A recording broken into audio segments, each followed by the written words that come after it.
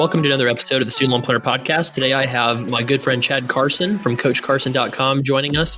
Chad is a real estate entrepreneur and genius and is a whole bunch of other things too. And Chad's actually literally sitting across the table from me right now, which is real exciting. Usually I don't get that lucky. So Chad, welcome to the show. And it's great to be here, Travis. And you set me up well with the genius comment. I'm not sure I could follow up on that.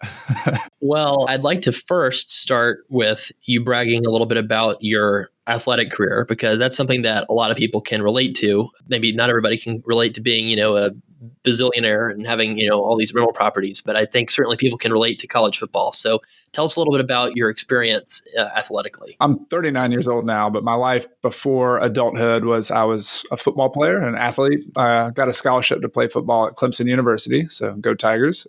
At that point, we weren't national champions yet, but we were pretty good. And I played middle linebacker for the football team and started 3 years there. And it paid for my school. I mean, you talk a lot about student debt, and I feel like the fortunate one, and that I had a job basically that paid for my school, and I was able to get out of college, that part of college, without debt.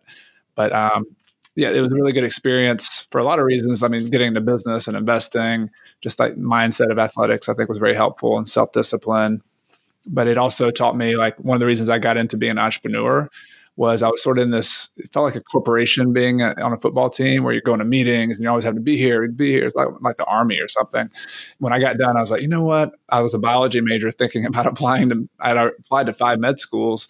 I said, I'm just going to take a break for a year or two because I need some freedom. I need some time for myself. And I ended up never going back. It's like that Matrix, part of the Matrix movie, which I love, the 2 pills and which pill are you going to take? And I took the freedom flexibility pill, and I never could go back in that, back the other way that I thought I was going to go. Can I ask you how many tackles you had in your career?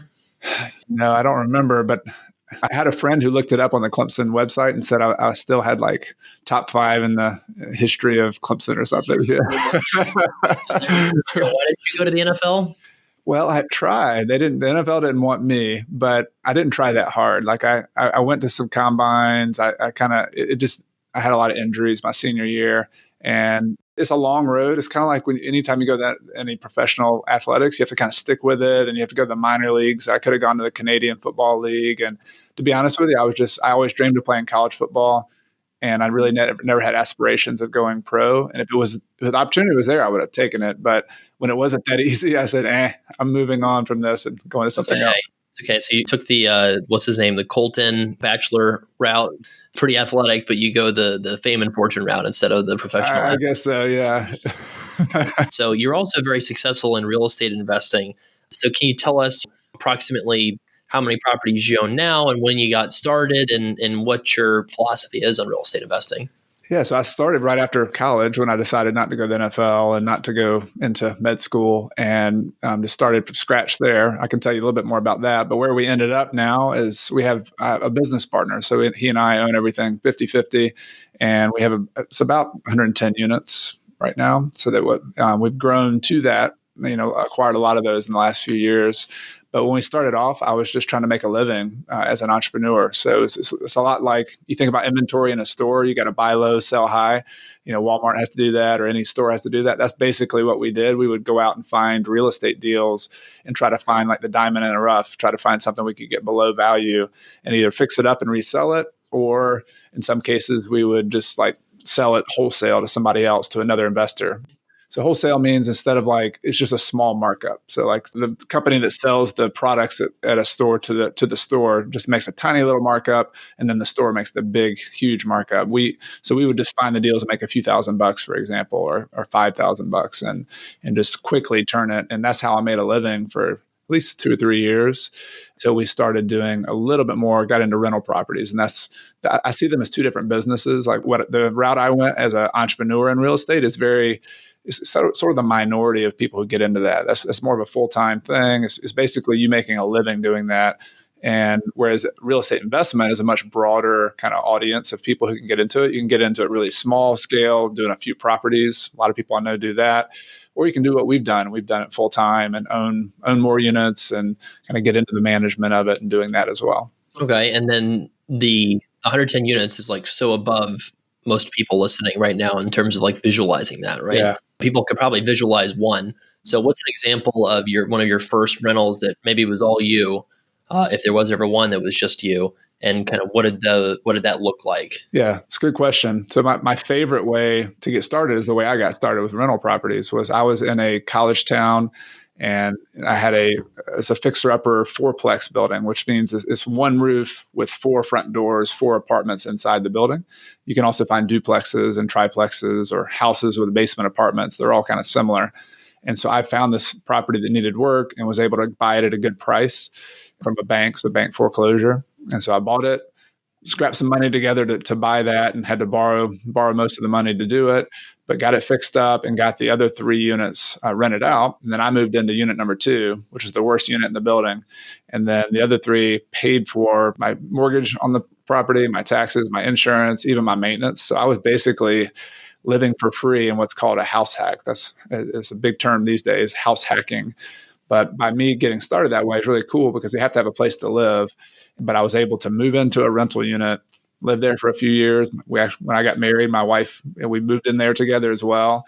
But then the cool thing is now we still own that building. And so we still rent it out, and it's not our residence anymore. But it's a really nice transition from being a residence to reduce your housing payment to being something you can keep long run. And I've seen a lot of people do that. You moved with your new wife into the worst unit? Yeah.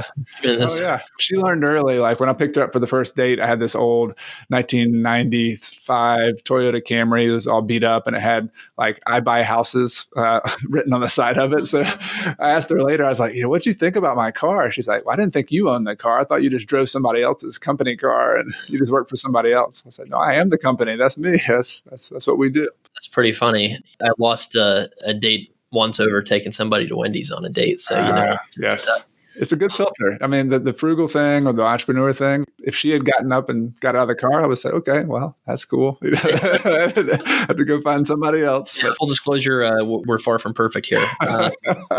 So don't worry, I don't take my wife on dates to Wendy's now. Yeah, me neither. So that's one example. Was this the one with Merry Christmas spray painted on the front of it when you bought it? It was ugly, yeah.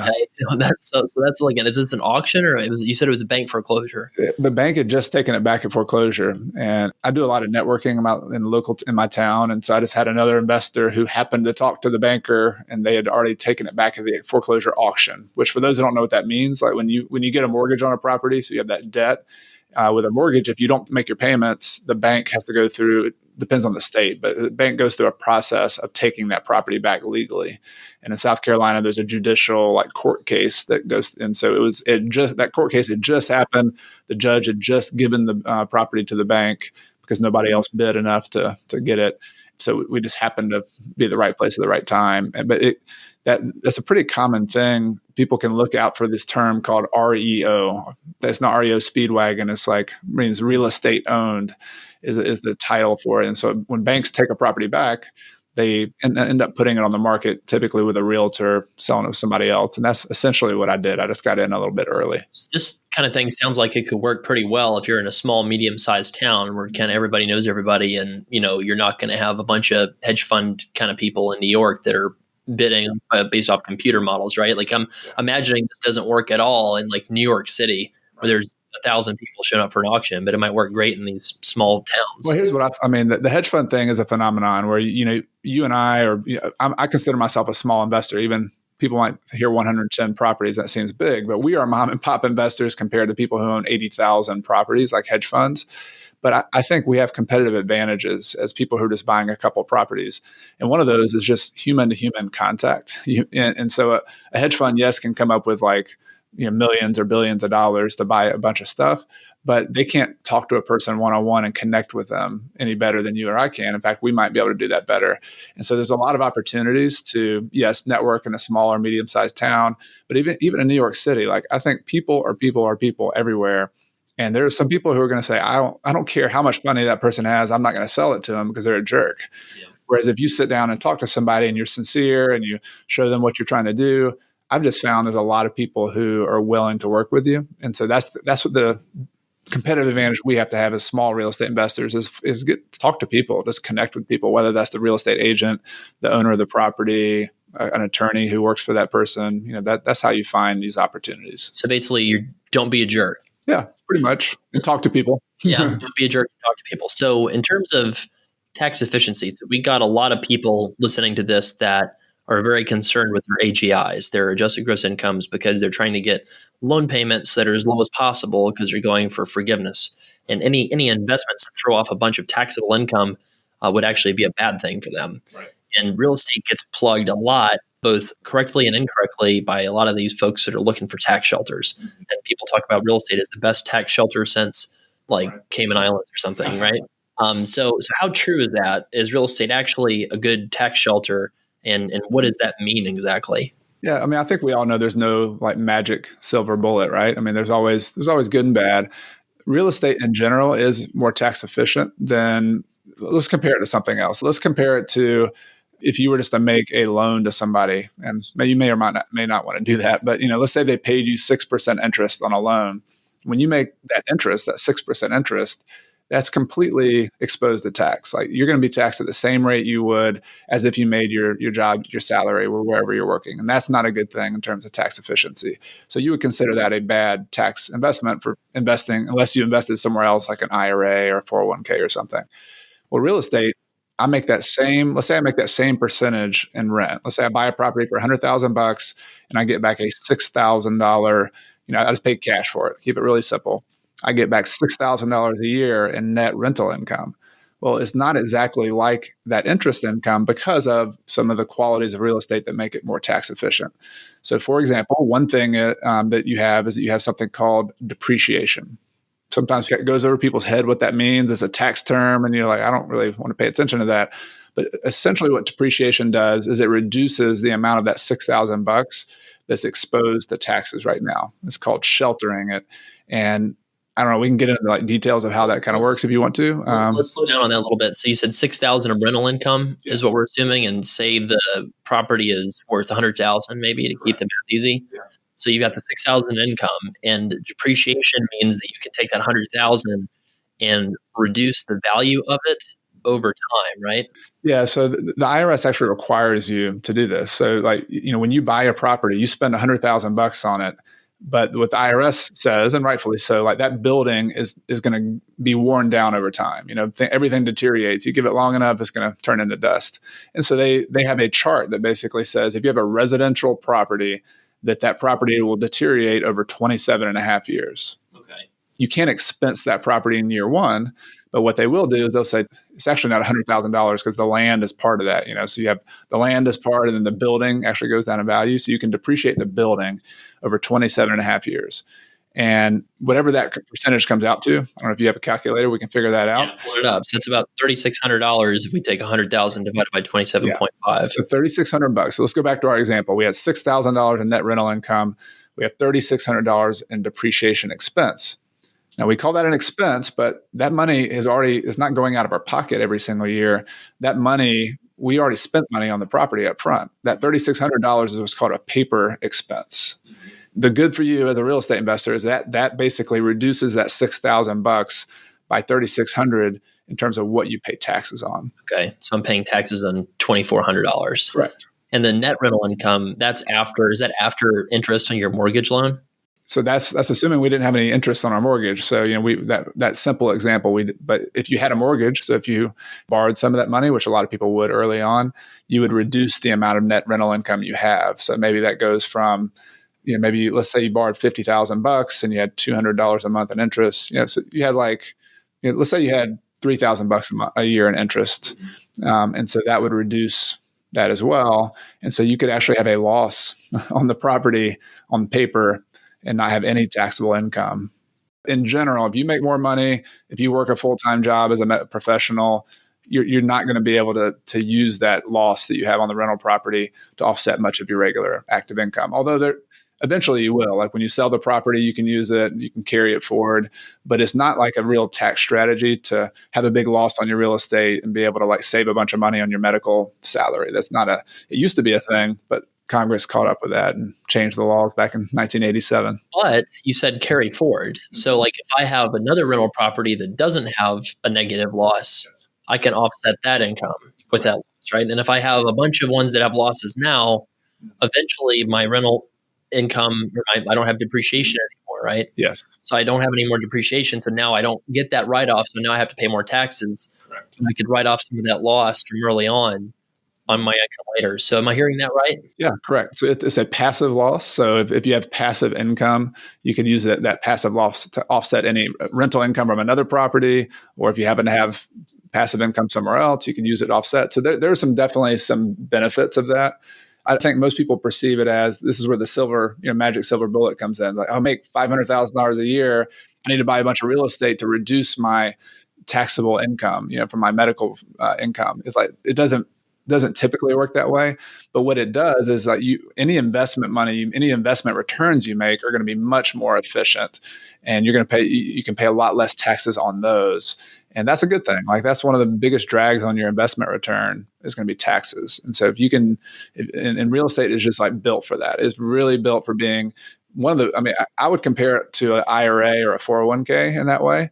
And I think it's more flexible than those kind of accounts in many ways. Like, I invest in my IRA, my 401k as well. But real estate, I really like it because it doesn't have a lot of the limitations of 59 and a half to be able to start withdrawing your money. And so if you're an early retiree, financial independence kind of person where you're trying to be flexible and not have to wait until you're 60 years old to retire, real estate has a lot of benefits in that kind of plan. That's great. So I've got this 20 something years that I've gotten depreciation for. So now I basically, I guess my house is worth zero, right? Or my property's worth it's worth zero. And if I sold it, the entire thing would be a gain, right? Yeah. And I just want to make a comment about that. From a tax standpoint, yes, you depreciate your property and you have from the IRS's standpoint, you have no basis. But remember, like in real estate, just reminding everybody, like in most cases, that real estate's increased in value a lot. Like it's the land underneath it has gone up in value, and you've probably maintained the property, or at least I hope you will. And so the property tends to get worth a lot more than that over 20 years. But from a tax standpoint, you've depreciated your basis in the property, which means those tax benefits kind of go away after 27 and a half years. So say I have this big gain, right? So let's say that I bought it for 100,000, I depreciated it a bunch, and now it's worth 200,000. So I would have a $200,000 gain if I sold it after all that depreciation, right? Yep. So there's something that we were talking about at lunch today called a 1031 exchange. Mm-hmm. And I've got no more depreciation left to go. I've got $200,000 that I might have to pay gains on. What can I do with real estate instead of paying gains on that? And, is there a way to avoid that? Yeah. So at the risk of losing people with like IRS terms again, like the 1031 exchange in essence is a way to trade from one property to another property and not pay taxes in the interim. Like, and we all know that's a good thing because remember, tax can be a really big drag. If you have a big gain and you pay a lot of taxes on that gain, you're basically giving that money to the IRS today, and you can't use it to go buy something else. So this tool called a 1031 exchange is as part of the IRS code that allows you to do this. If you follow the rules, you can go from one property to another property. You can sell property one, you can buy property two, and you can use 100% of that money to buy property two. That's the beauty of it. You can do that over and over and over again and never, theoretically never pay tax on a property as long as you kept trading and trading and trading. And there are some rules there. Like you have to buy a property you have to buy a like kind. So like you couldn't go buy, like I couldn't sell my rental property and go buy like shares in a startup corporation or something. There's some rules about what kind of exchanging you can do. But if you look those rules up, you follow them, and I personally hire a 1031 intermediary. Like, you want a third party to like help you. A lot of lawyers, basically. Yeah, they'll have companies. Sometimes they're lawyers or CPAs, but they're licensed on the line to make sure you do this correct. And so it's worth the money to help you do it. But when you do that, you're saving like, if you had taxes on a $100,000 gain, that's a really big deal. You're essentially investing with the house's money. You're taking the money you would have paid in taxes and using that to buy the next property, and that'll compound and compound and compound over time. Can that be a property I already own, or does it have to be a different property? It'd be a new property. Okay. Yeah. And one of the biggest challenges of 1031 exchanges, they're really good in theory. The challenge is executing it. One of the key rules is that when you sell that property one, you have to replace it with a property within 180 days of that. and you have to identify a property that you might buy, or multiple. You could identify like 10 properties that you're looking at, or it might be less than that. It might be 4 or 5 properties, and within 45 days. So within 45 days of selling it, you've got to say, this is the property I want to buy. And so that window is kind of the challenge. And so you have to be looking ahead of time. You've really got to know where you're going to be hoping to buy and have some prospects on the line. And because if you don't, then you lose the opportunity and you have to pay the tax. So what's the benefit of this? It sounds good not to pay taxes, but at the end of the day, I want income from my rental properties, right? Or I guess from rentals, you probably want income from speculative stuff. Maybe yeah. I mean, the benefit is over time, real estate, your return on your equity in that real estate goes down because the value is going up. So typically, in a lot of just think about California and some areas like that where prices have just gone crazy, running away. You might have had a property that used to be worth 400,000 is now worth $1 million. Yeah. And the rents have not kept up with that, and so you've got all this equity, this kind of dead equity. It's not being used, and so you could trade that $1 million and go buy a property that has a 10% return, and so you might now be able to get $100,000 on your $1 million in equity. Whereas before you might have been getting, $20,000. Wow. So in other words, if you own a California property, like what if this is your primary residence? What if you have a home in San Francisco that you bought for $300,000, it's worth $1 million? Can you do this with your own house? It's even better with your own house. There's actually another IRS rule that allows you to sell your house, and up to, I think it's $500,000 for a couple, you have an exemption where you wouldn't pay any tax anyway, as long as you've lived in that house for a couple of years. I think 2 out of the last 5 years. So that rule is even better than 1031 because you could sell the property, have that $500,000 in gain as a couple or $250,000 as an individual, and then you could just put the cash in the bank and not have to buy another property. But if you are in that situation where you have a rental property in California and you just want to take that money and kind of invest in something else, a very common strategy is people on the East and West Coast sell that property that's appreciated, buy something in the interior of the country that has a little bit better cash flow, maybe as a long distance investor, and then live off of that for income now that they've kind of cashed in their chips a little bit. So really, I could sell my $1 million property in California and I could buy 10 properties in Vegas, 10 properties in St. Louis, 10 in Detroit. Right. And instead of the risk of one area, I've got multiple areas now and I've got multiple tenants instead of maybe just one. Correct. So that's really cool because, I feel like this is super unfair because I'm a stock and mutual fund investor pretty much only. And so I've got all these, investments and I'm like, golly, I wish I had figured out a way to get tax losses out of stuff so I could get out of this stuff. And, even stuff like when I got married, I didn't think I'd be in that high of a tax bracket one day. And now I am. Good problems to have, right? You realize you have some investments that you're like, oh, I don't care that I'm paying like ordinary tax rates on this stuff, like in my taxable account. I just like that it has a 5% super inefficient dividend, And then all of a sudden you're losing like half of it. And you're like, oh shoot! Like I tried to sell it. Now you have a gain that you'd pay even more tax on that. Yeah, right? I joke with some of our clients. Some of these issues with making so much money and having so much debt's kind of a first world problem. I'm joking about like, oh, my poor little self, like my 5% dividend, right? Like check your privilege, Travis.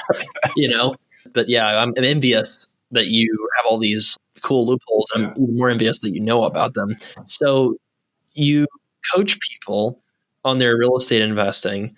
And you do this kind of mostly for fun, really, because you make plenty of money on your real estate stuff. But you have a blog, CoachCarson.com, where you have a lot of great courses and a book that I'm going to have you autograph for me later. What's the book called?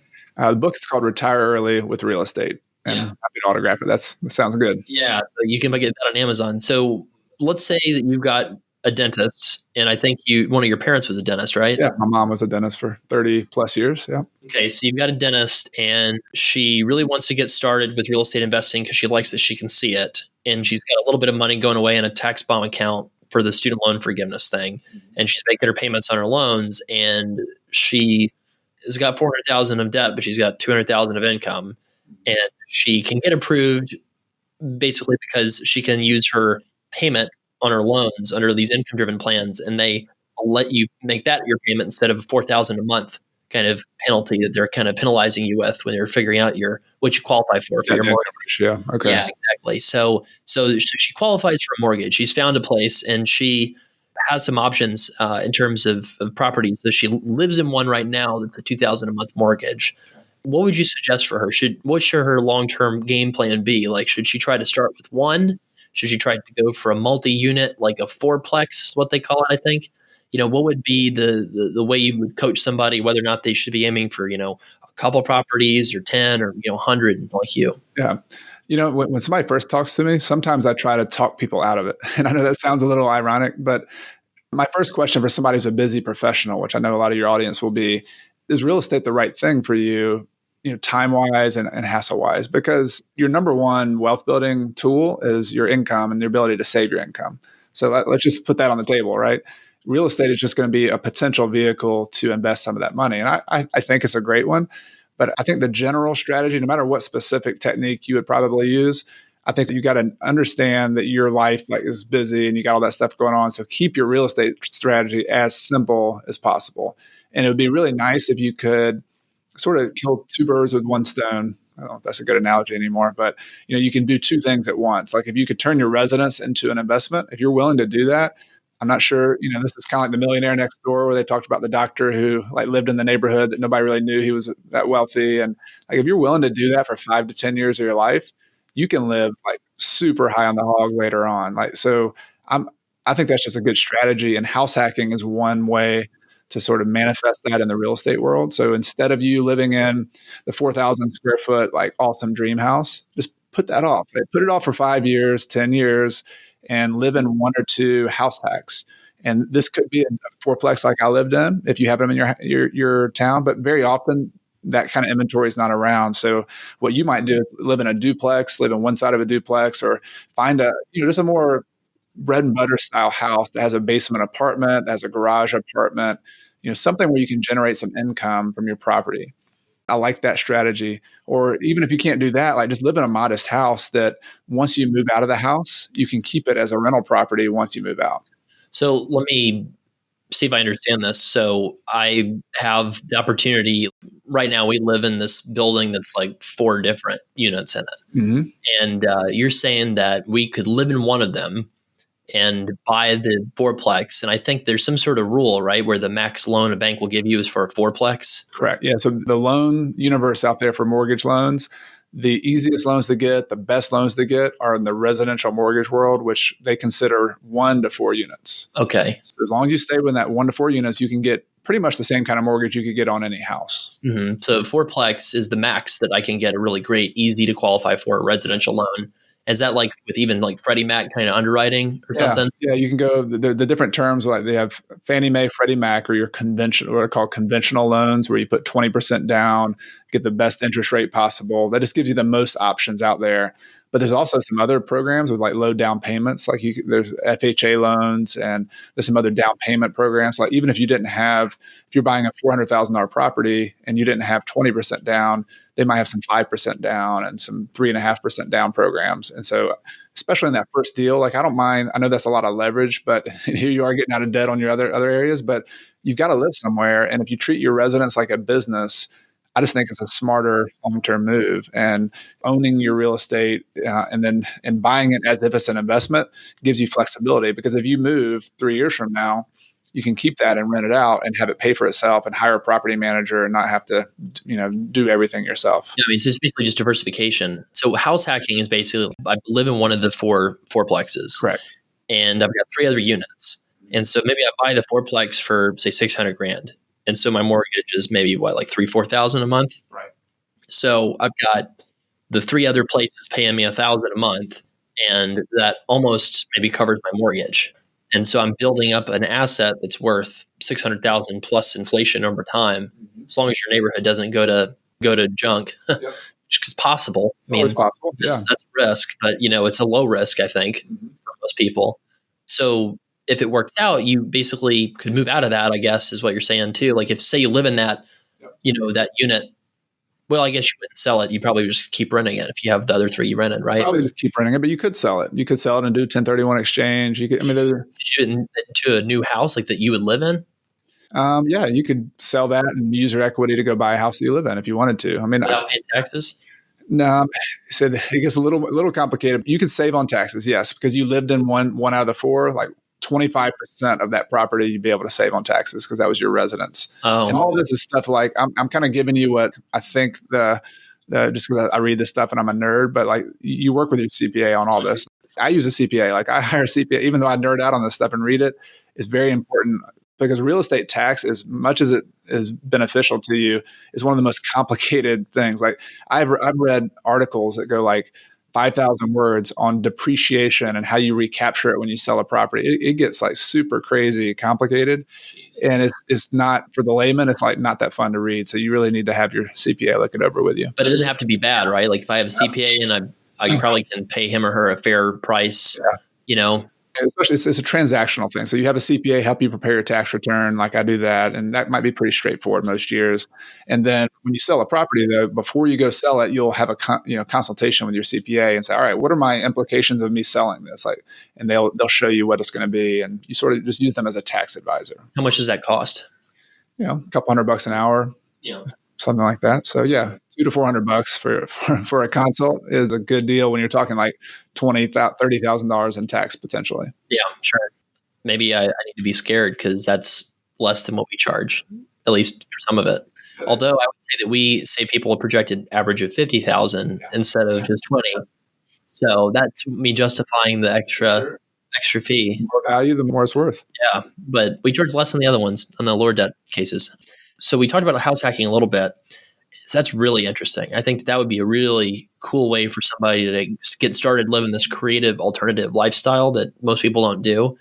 And you could probably find a duplex or a triplex or a fourplex starting out if you really want to live in a place that you own that you can hammer whatever you want to into the walls. So that seems pretty neat.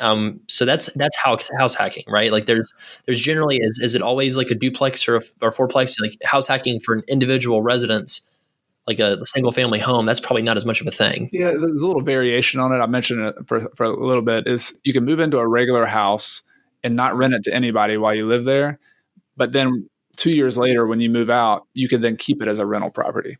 If you want to get nerdy with it, like on my website, I go into each of these strategies, and that I call that a live-in then rent. And it's just a cousin of the house hack. It's for people who like, I'm not going to live next door to my tenant. Sorry, just not going to work for me. Or I just can't find a duplex or a triplex. You kind of get the same principle. You're not saving any money while you live there, but 2 years later you move out and now you have a rental property. And one of the biggest deals of house hacking in this whole strategy is you're using a residential owner-occupied loan, which has all of those benefits that we talked about: lower down payment, better interest rate, easier to get. If you're a medical professional or professional with good income, you probably can get these mortgages. And so you're really benefiting from what you have, which is good income, good credit, and you're taking advantage of it early in your career. And then 5 to 10 years later, you move on, and now you have 2 or 3 rental properties that you can keep. And what's really cool, like I found, is once you start making more income, once you get your debt paid off on your student loans, this is like a ready-made place that you can start putting your extra cash. Like you have a 5% loan, 6% loan. That's a low-risk way to sort of reduce your risk, increase your income later on down the road. Like leverage is great early on, but as you're kind of moving towards a lower risk, long-term kind of profile as an investor, you can pay off some of that debt as well and have a good place to put your money. So a lot of people that are putting money into real estate, crowdfunding right now is really popular. There's a bazillion different companies. We were talking about this a little earlier about whether that's legit or not. What is your view of crowdfunding in general? Yeah, so let me explain what crowdfunding is, because it's a lot of different things. It's basically the movement of, it used to be like in the real estate world, is all like in back room, mostly men who had a lot of money. Those are the only people who ever had access to like the really good deals, where people would kind of pool their money together and buy these big buildings. So it's kind of like a backroom thing.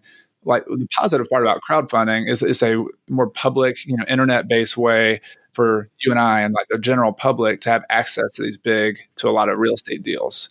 So that's cool. I like that concept. Crowdfunding's cool.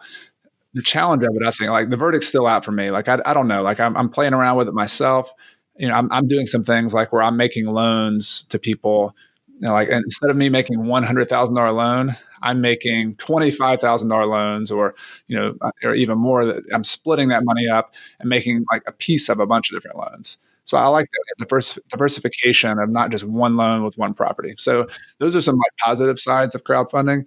The challenge I found is that I think real estate, everything we've talked about today, is really good for people who like get involved kind of like an entrepreneur, and you look at the property and you understand the market and you get involved in picking a manager or picking the tenant. That's part of the benefit of real estate. It's also one of the challenges of it. It's a little bit more entrepreneurial and takes a little bit more time up front.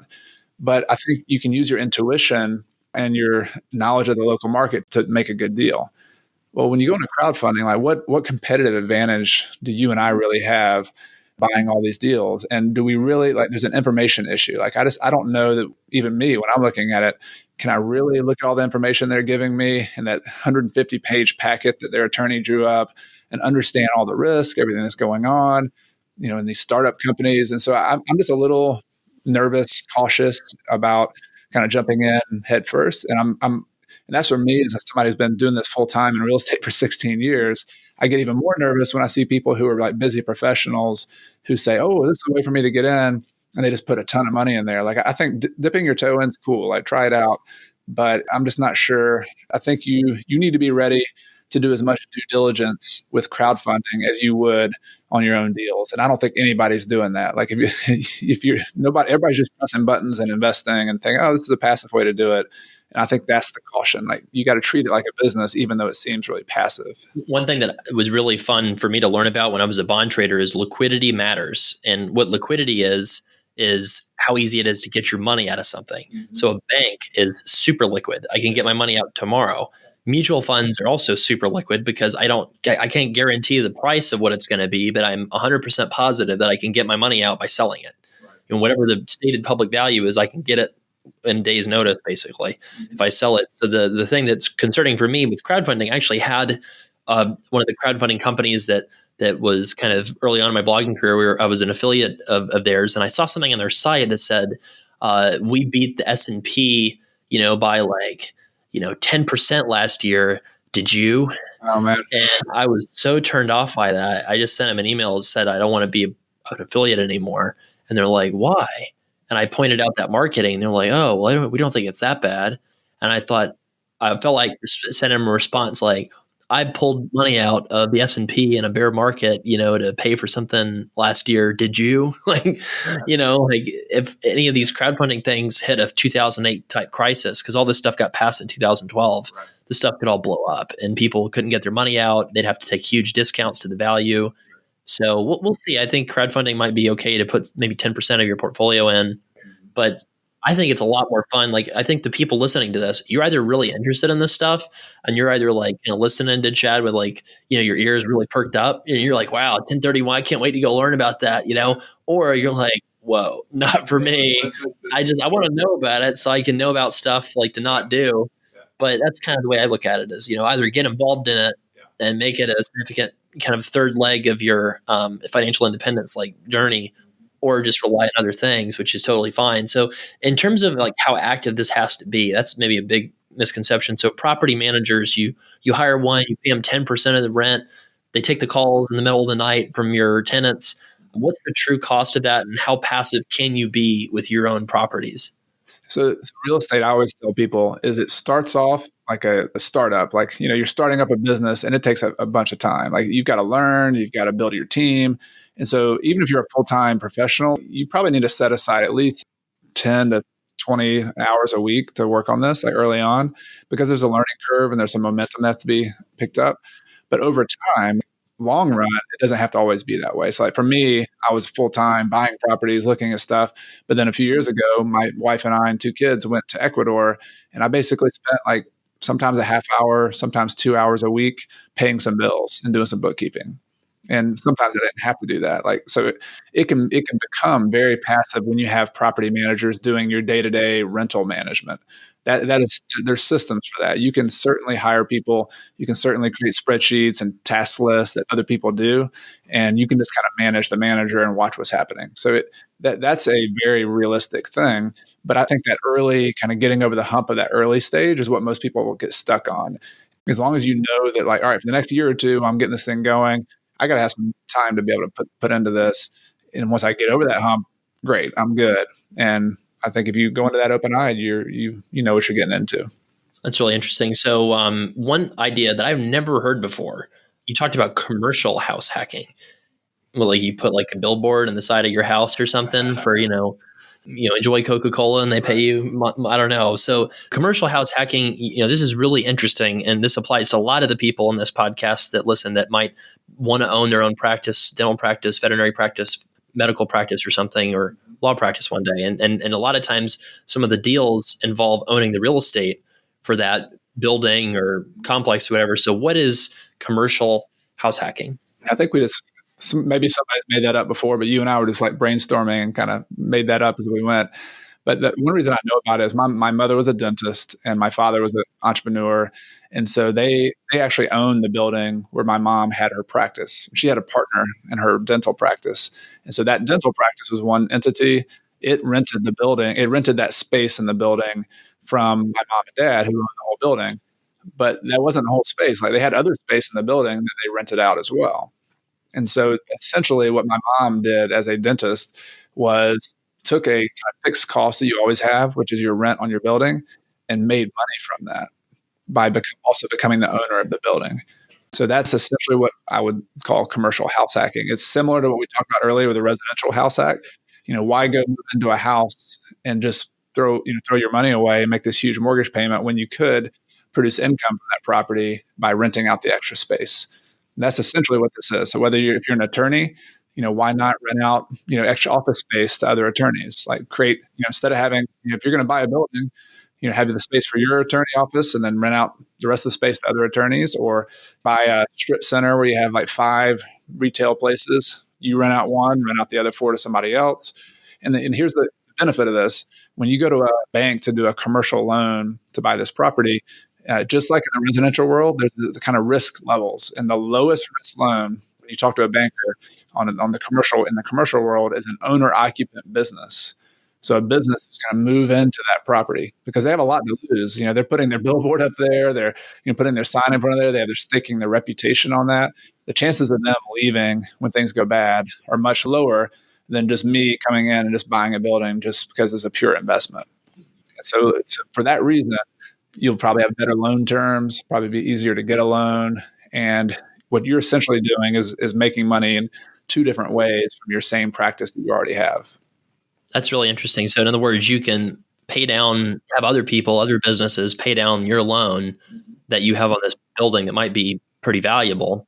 And then you could also control who's next to you for your real estate. And so instead of having some really bizarre setup or like another dentist, right? Like that shows up right next to you, you could kind of control who you rent to. Exactly. So it's kind of going vertical with your business. Like so you have a dental practice, you have an attorney practice, you're going to keep growing that, but you're getting into real estate investing with what you know. I think if I had to summarize a lot of what this whole conversation is about for me, it's like going back to the Warren Buffett philosophy of you invest in things that you know and you understand. And so what do you know and understand? You know and understand what the location of a good dental practice is. You know that because you are a dentist or you are an attorney, you are a veterinarian. And so I think that's the smart play. Like anytime somebody gets you into an exotic, weird investment that you don't understand, just don't do it. Like there's no reason to. There's always ways to make money close to home. If you don't have any way to make money close to home, just go put it in the whole market and buy an index fund. And that's really my whole approach. It's either get like really, really micro, really, really local, invest locally, invest in what you know, or own the entire market. Like one of those 2 is probably like the best route to go. Just to show the point of all this is making work optional and living life in your own terms, lowering your stress, doing the things that excite you and what you want to do. So with all this rental income, all this rental activity, you did something that's super weird and compared to most people's definitions of what a normal life is. So you lived how long, where? So my wife and I always had a dream of going and living abroad. So we have 2 kids, so 6 and 8-year-old daughters now. But in 2017, in January of 2017, we moved and we rented our home back in Clemson, South Carolina for a couple of years. And we moved to Ecuador, to a place called Cuenca, Ecuador. And the reason was that it wasn't like, big, huge reasons, but we wanted our daughters to become fluent in Spanish. My wife teaches Spanish. Foreign languages are sort of a hobby for me, just kind of fun to learn. It's a challenge. And so just that uprooting ourselves, living in another culture, getting to meet new people there. Our kids went to elementary school and preschool every single day. So they're, just kind of threw them in the deep end of the pool. They had to learn Spanish or sink, and they did great. They learned it. They even it wasn't overnight, but by 6 months in, they would come home and we'd be speaking Spanish at the dinner table. And I had a head start on them, of course, but they would listen to my Spanish and they would kind of wrinkle their nose and then they'd point their finger at me and wag their finger and say, "Papa, no se dice eso." And they would correct my Spanish as, 6 months speaking. And I loved it. It was like, this is really awesome. My little kids are coming home and correcting my Spanish. That's pretty epic. And that's when I think the first times that I realized how legit you were is when you did that. Because I think a lot of people can be like, oh, real estate, passive income, so easy. And then you get home, there's like 35 calls from tenants and all these like bills and utilities are busted at one of them. The basin's flooded. But you're literally living half a world away from where all your investments are. And you had processes and stuff in place where it was literally automated for the most part, where it took up very little of your time and enabled you to do something that most people couldn't do, It was fun. It definitely takes a lot of work. And it kind of goes back to my conversation about real estate. There's nothing easy under the sun that's worthwhile. But if you can pay your dues up front with something like real estate, you can get good properties and you can just hang on. Like most of the good stuff in real estate happens like 10 years later. Yeah. And so that's kind of like all of finances. If you're willing to defer a little bit of work and effort and savings, 10 to 15 years from now, you could have things like an early retirement or a mini retirement. We've taken some of those where you just take off for 6 months and have your investments support that flexibility. That to me, that's really what it's all about. That's why I wrote that book, Retire Early with Real Estate, because the idea is that, money is cool. Like it's a fun thing you and I are nerds. Like we like spreadsheets. We just do this stuff for fun. But, most of us, we have these other things we want to do in our lives. Maybe it's spending time with our kids. Maybe it's traveling. Maybe it's a nonprofit that really matters to you, but it makes zero money, but that doesn't matter. It's important. I'm really passionate about that. Like how can we make money so that we can free up all of our time to do that kind of stuff, whatever that is. And because that's what we need. Like we have so many people just grinding away at jobs all the time, making more money, more money, more money. And that's cool. We all like our work, right? But do we like it enough to be spending, that many hours doing that many things for our entire lives? Maybe. Like I think I'd call people's bluff on that. I think there's some other things that we have to do. And maybe it's both, maybe it's we work for some, we take some break, we work some more. And so I think that's what this is all about. That's when you get down to all the X's and O's, the spreadsheets, the paying off debt, the investing your money, is having this thing, this idea, this destination that we're trying to go to that makes it all worthwhile. Of course, the All-American linebacker brought in X's and O's.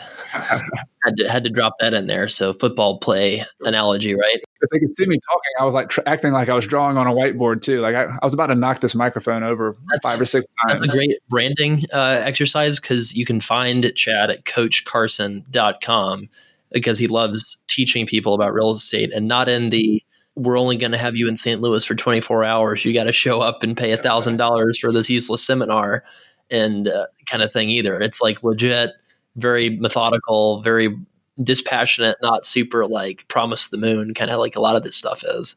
So where can people find out more if they want to learn more about you and your business? Well, my online home is coachcarson.com. And I would encourage people, if you're interested in real estate, just learning more about it. I have a free toolkit at my site, and it has a lot of practical stuff. Like I have a closing checklist. Like if you're going to go buy a property, this is the checklist I've used for the last 16 years. Like, make sure you don't forget this. Do this before closing. Make sure you talk to your title insurance agent about this.